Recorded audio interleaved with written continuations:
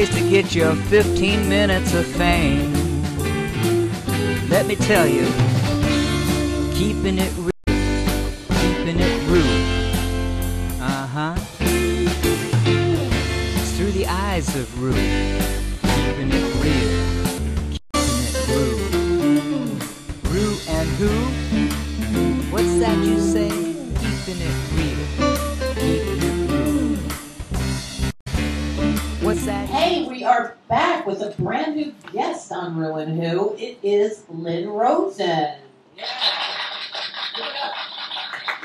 So, Lynn, you are involved in libraries and children. You want to? Yes, I am. Our wonderful mayor, hi Bill, and many other wonderful people. Let's not forget Mike, who was mayor before Bill. Yes. Closed many libraries. Oh, I love that you're saying this. So downsized. Okay. Put away the stacks and hid them and sent 3,000 books to New Jersey.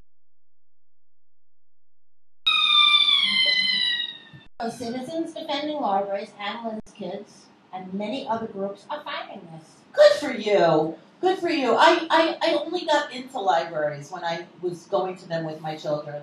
I really was not like a library person, and then I turned into the biggest library person. I love them so much. I go to the library and see what book is talking to me, and then I take it out and read it. And I have read the most incredible books from the library. Plus, you can order them online. You can have them like delivered to the library of your choice.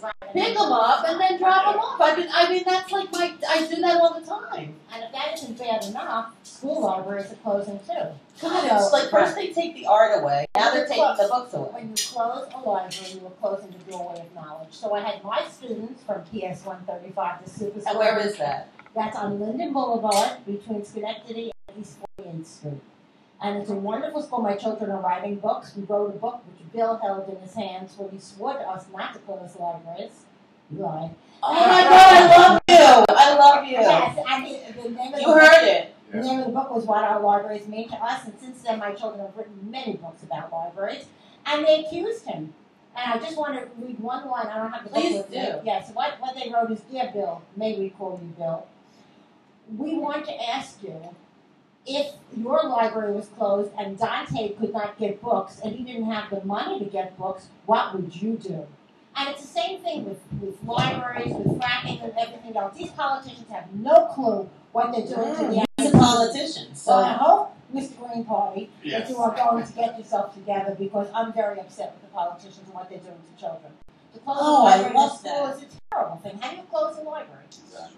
We met in 2013 about this whole thing, and you're absolutely right. right. Heard me then too. Right. And what we've been saying, especially during this campaign, I've been bringing out the fact that when you close down these educational resources, it's just creating this pipeline to prison.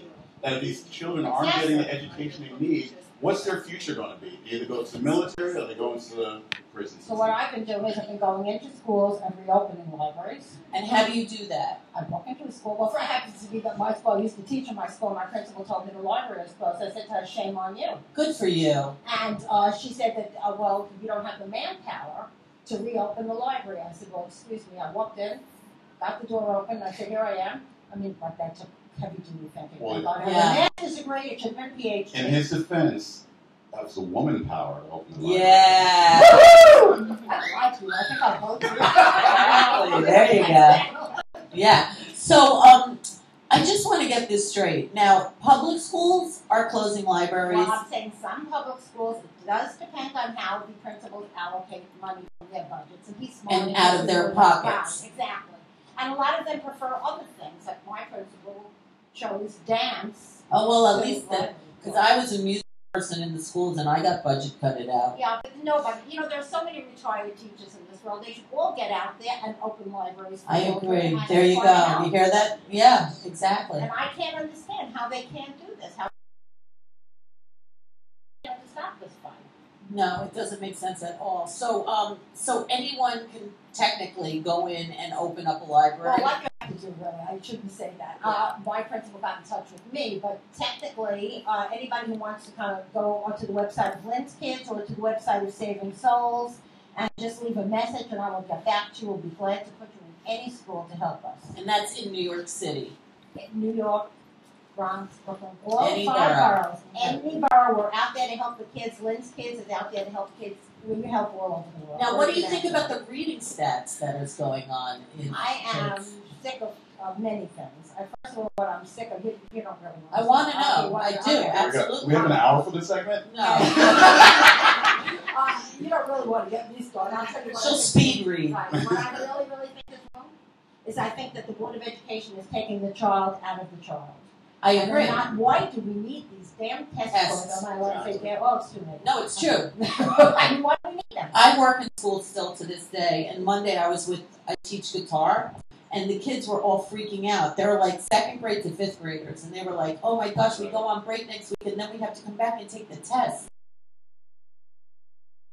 They're 7 years old, and they're freaking out over And this test. how do you give the child at that age a test? And the whole thing is parents do have the option to opt out.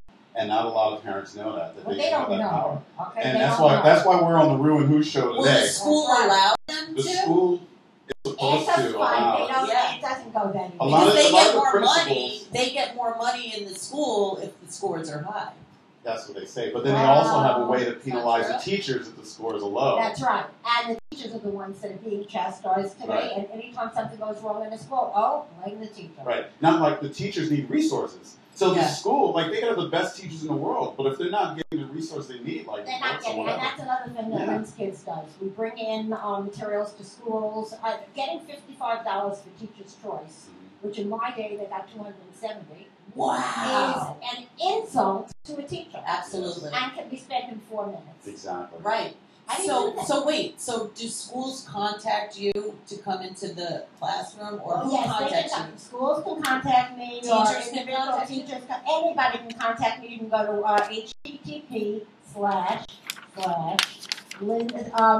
http://savingsouls.net/. Now what we're doing, which I'm really excited Yeah.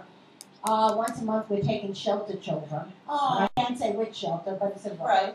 shelter children to an outing. Because let's face it, when they come home from school, they just go right to the shelter, Right. and that's it. Yeah. So we're going to start. That's from Saving Souls, which is a part of Lynn's Kids. Now, do you see the same kids?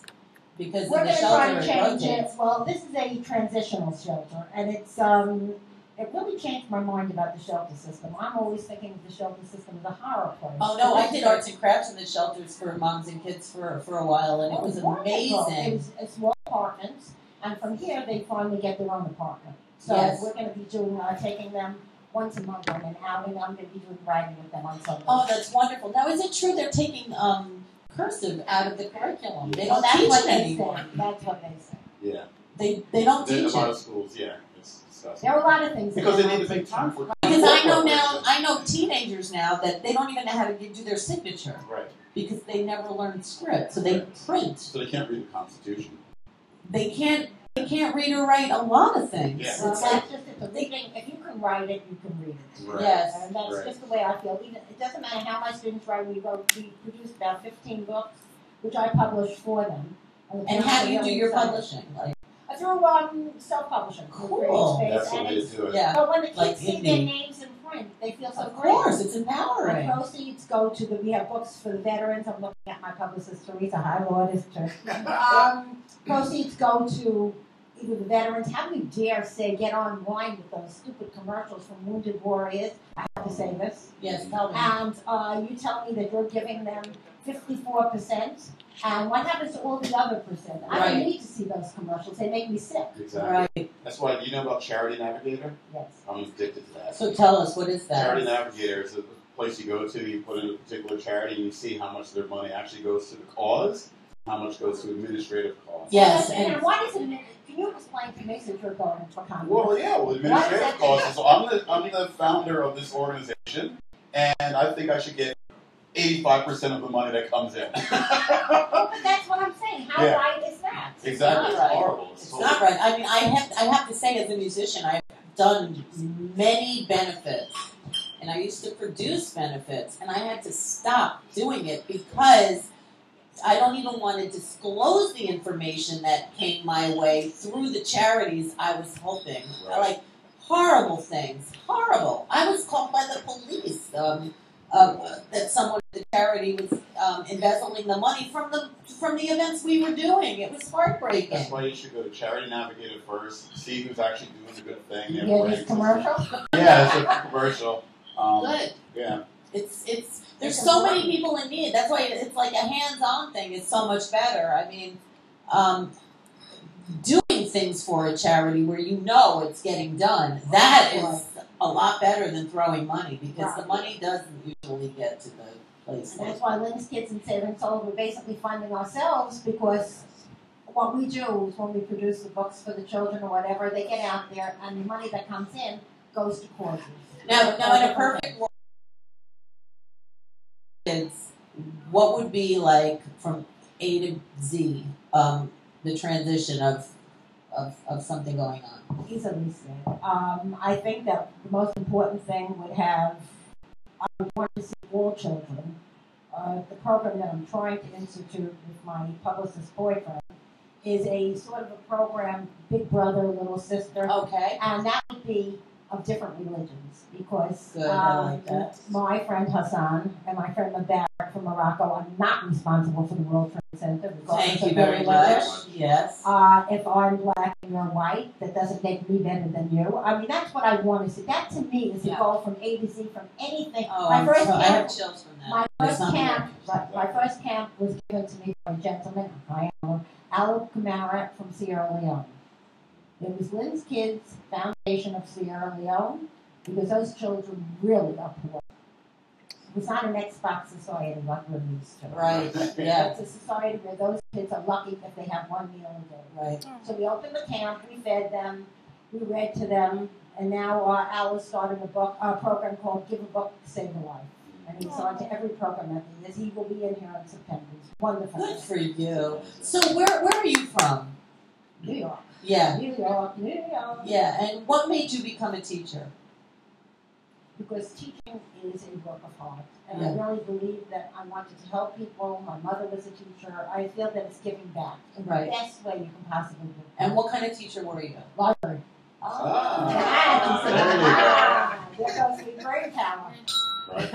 Find the thing that you love doing. Right? Yeah, I love it. I love to watch the children choose. Yes. And go through these genres and decide which one is best for them. But without a library, interesting. Well, without a library, which is the saddest part, is that a lot of my parents in my school cannot take their children to libraries on the weekend, the little ones, because they work. And they work hard. Yeah. Not because they don't want to take them or they don't want to be involved, but they're working hard. And not having a school library is also taking that option away. Yes. I just read a book that I got out of the library because it was talking to me, and someone in the book worked at the library on 42nd, the big 42nd Street Library, and it told about this. Someone was looking for the guy who worked in the library, and he said, oh, he's on the 7th floor. And he said, how could he be on the 7th floor? This is the 2nd floor. It's the top floor. He says, no, because this library goes down. And it goes down to 7 floors underneath the ground. And that's where all the books are staying. And I just found all this out. It was fascinating. And it's like, I book from the library. So, like, little things like that are huge. If you were there when they took away the 3,000 books, you would have seen the rage of citizens defending libraries. Yeah. Absolutely. Exactly. So, did you have a question, Caroline? Yeah, I was just saying that since living in the technical and digital age, and you as I believe you're currently a librarian or former librarian? Both. Okay. No, but since we have the iPads and the tablets, do you feel more comfortable holding a good book in your hands instead? Yeah. Like one of my children said in one of the books that they wrote,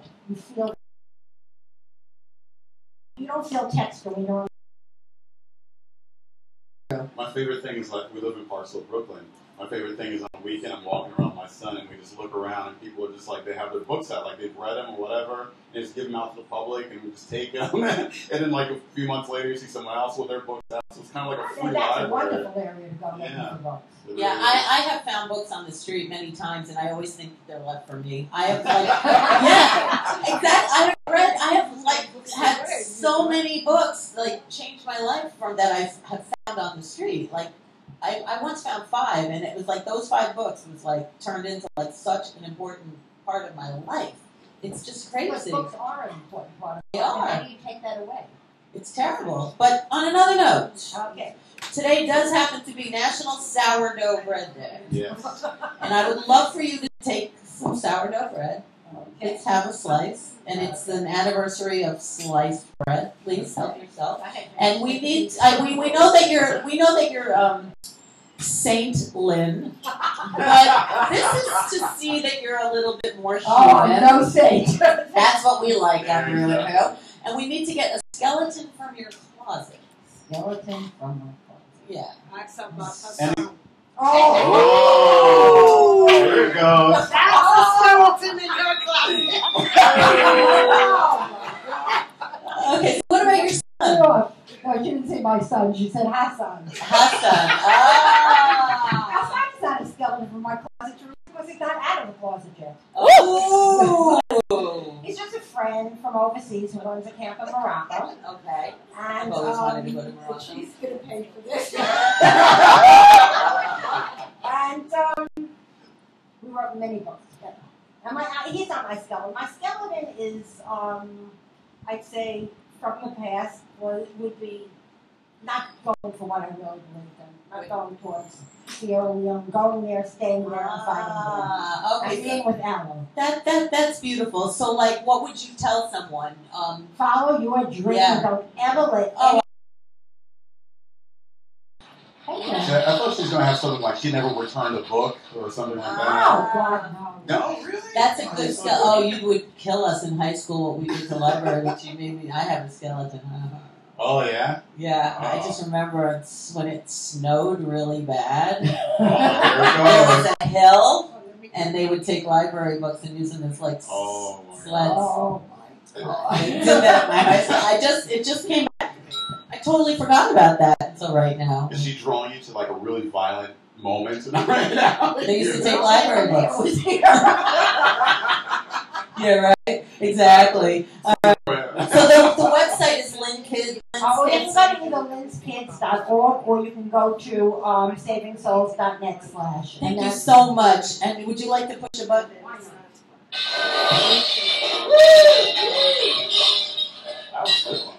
Good luck. Broken glass. Give it up for LyNN RoSeN. Yeah. We'll be back. Thank you so much. Keeping it real, keeping it you. What's that you say? Keeping it real, keeping it rew.